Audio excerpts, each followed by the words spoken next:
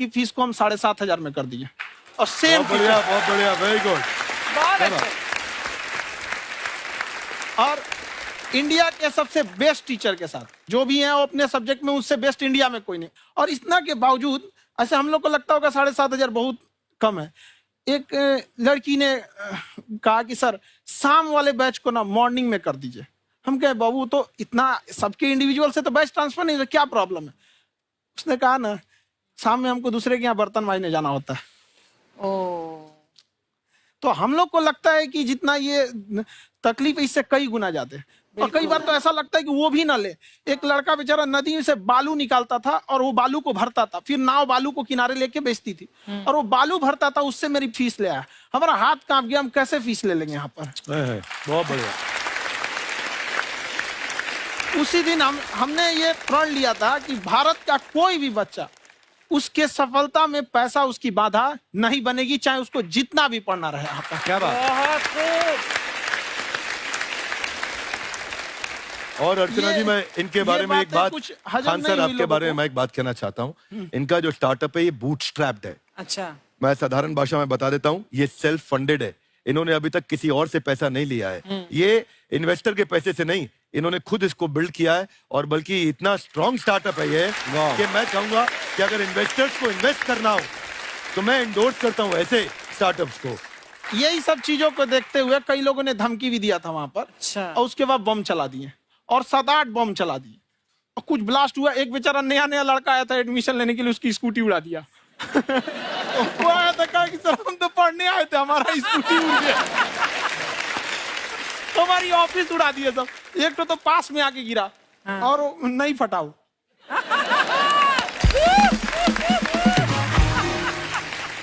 बाद में बहुत सारे लोग धमकियां दिए, लेकिन कहते हैं ना सूरज कितना भी तेज चमक ले समंदर नहीं सुखा सकता। वाह वाह वाह, क्या बात है। मैम एक्चुअली ये फीस कम करने का एक और रीजन है। 2.5 लाख 3 लाख की जो फीस में सब लोग पढ़ाई अफोर्ड नहीं कर पाते। इसलिए वो कुछ ही लोग अफोर्ड कर पाते हैं, तो उनका मेंटल लेवल तो बहुत ऊपर चला जाता है। लेकिन एक पूरे देश का मेंटल लेवल थोड़ा सा स्टेबल नहीं हो पाता। तो जब फीस कम रहेगी तो हर वो लड़का तैयारी करने के लिए आगे आएगा जिसका सपना है देश के लिए कुछ करने का। सीटें लिमिटेड हैं, उन्हें को मिलेगी, लेकिन जिन्हें नहीं मिलेगी उसे मिलेगा देश का एक जिम्मेदार नागरिक। तो इस देश को बदलना। क्या बात है। हम लोग विश्व गुरु कहे जाते थे, क्यों? क्योंकि दुनिया से लोग हमारे यहाँ पढ़ने आए थे। चाइना से ह्वेनसांग आया, फायान आया, आज कोई नहीं आता है। हम लोग का उद्देश्य एक समय आएगा जो फिर आएंगे यहाँ पढ़ने के लिए। क्या बात है। पर आप देखो अर्चना जी, सबसे ज्यादा IPS IAS बिहार से निकलते हैं। आप देखो पढ़ाई लिखाई में पॉलिटिशियन बहुत बड़े बड़े निकले हैं।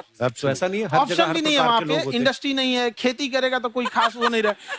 ऑप्शन भी नहीं है, सही बात है। बिहार की मिट्टी में एक चीज है, जिद तो बहुत जबरदस्त है। कुछ भी नहीं रहेगा तो सब कुछ पाने का उसको जिद रहेगा, करके भी दिखा देगा। वहाँ पे कर देंगे हम आपको।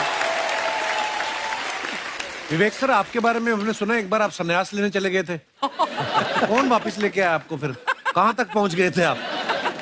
नहीं, मैं MBA की पढ़ाई के बाद मैं ये सोचा था कि अपना जीवन भगवान की सेवा में समर्पित कर दूं। अच्छा जी। बहुत साल मैं वृंदावन में रहा था और गुरुकुल में रहा था। अच्छा। और वहाँ सेवा करना, बहुत अच्छी शिक्षा मिली।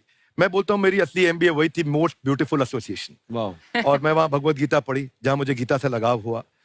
तो मेरे गुरुजी का आदेश था कि आप भगवत गीता को बिजनेस मैनेजमेंट के साथ जोड़ के देश दुनिया में बताओ। मेरे को लगा बड़ा मुश्किल काम है।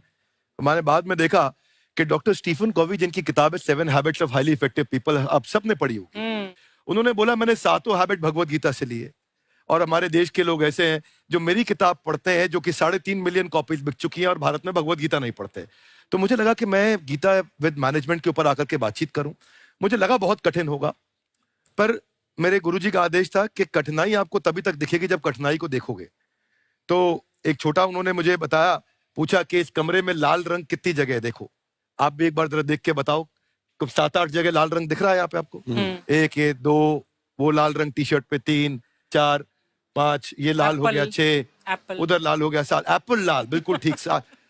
पर जब आप लाल रंग ढूंढ रहे थे तो क्या आपको हरा रंग दिख रहा था? Yes no? नहीं। जब आप लाल रंग ढूंढ रहे थे तो क्या आपको काला रंग दिख रहा था? Yes no? नहीं। नो। जिंदगी भी ऐसी है, जो ढूंढोगे वही मिलेगा, बाकी कुछ नहीं मिलेगा। तो उन्होंने कहा कि आप इसी सोल्यूशन पे फोकस करो और गीता के मैसेज को पहुंचाओ। तो मैं बिजनेस मैनेजमेंट के प्रोग्राम्स कॉर्पोरेट्स में करने शुरू किए, क्योंकि गीता पहला मोटिवेशनल सेमिनार जो पृथ्वी के इतिहास में कपिल जी हुआ वो कृष्ण ने दिया था।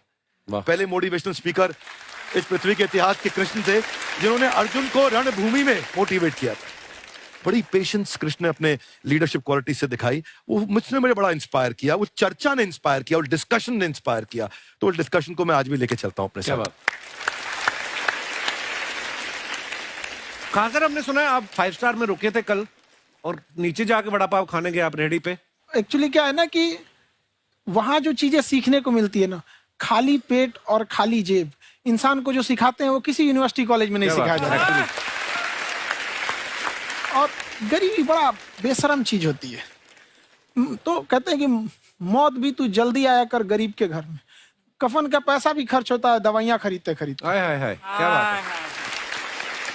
और खान सर की खासियत ये है कि जिसको तो पढ़ना है, जिसको एजुकेशन चाहिए, वो तो इनका वीडियो देखते हैं।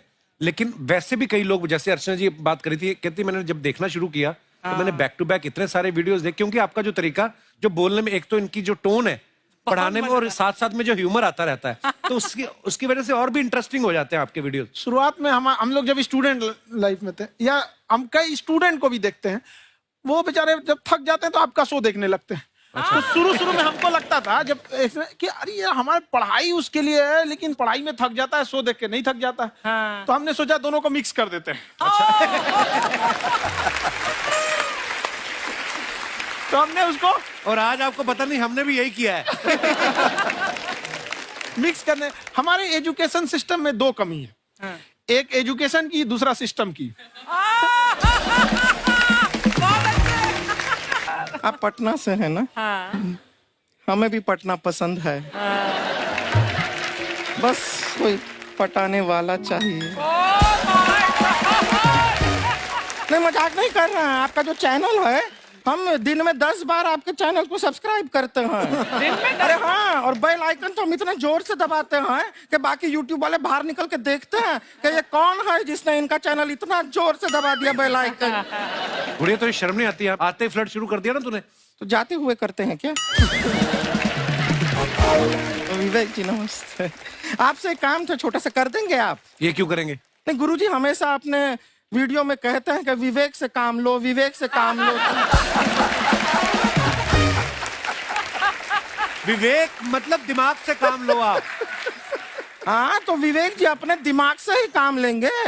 बहुत दिमाग है उनके पास। ये देखिए, जो आदमी, आपको मैं बताइए, जो आदमी बिना फिल्म किए कपिल शर्मा शो में आ गया, कितना दिमाग होगा उसके पास।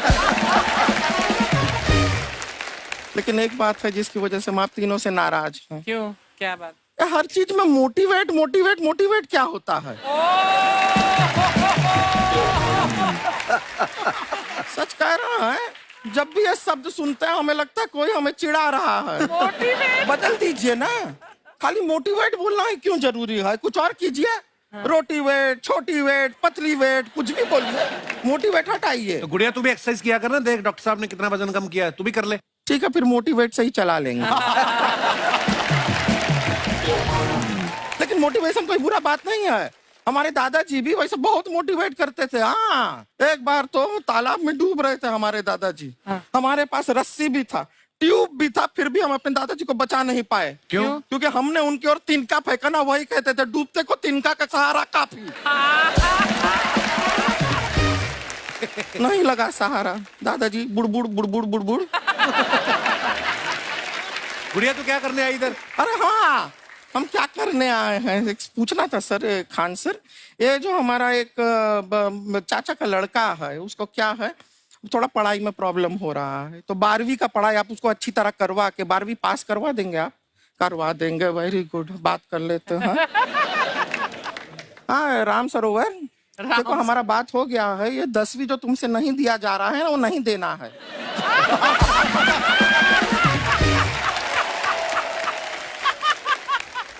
टेंशन नहीं है, 10वीं का खान सर से बात हुआ, ये सीधा 12वीं पढ़ा के पास कर देंगे। अरे ऐसे नहीं होता, पहले 10वीं पास करनी पड़ेगी, फिर 12वीं होगी ना।